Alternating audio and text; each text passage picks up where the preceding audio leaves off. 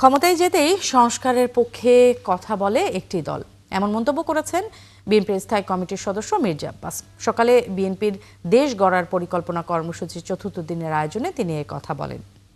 এ সময় মির্জা আব্বাস বলেন, বিএনপির চেয়ারপারসন খালেদা জিয়ার অসুস্থতাই প্রমাণ করে তিনি পুরো দেশের অভিভাবক। এই মুহূর্তে খালেদা জিয়ার প্রয়োজনীয়তা সবাই স্বীকার করে বলেও মন্তব্য করেন এই বিএনপি নেতা।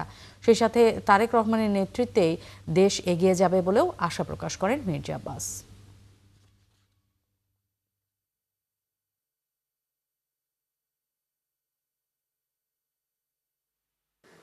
এই দেশের জন্য দেশনেত্রী বেগম খালেদা জিয়ার এই মুহূর্তে এত প্রয়োজন যে একজন স্বীকৃত অভিভাবক বাংলাদেশের সকল দল স্বীকার করে।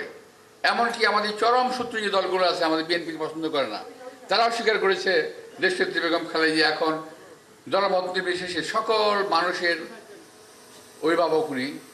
আমরা এখন আপনারা দেখেছেন নিশ্চয়ই ইতিমধ্যেই ওনাকে অনেক রকম মর্যাদা দেওয়া হয়েছে সরকারি পর্যায়ে। আমাদের নেতা তারেক রহমান অচিরেই দেশে ফিরে এসে আমাদের দেশের মানুষের হাল ধরবেন, রাজনীতির হাল ধরবেন এবং নতুন নতুন চিন্তা চেতনা মাধ্যমে এই দেশের মানুষকে আরও এগিয়ে নিয়ে যাবেন।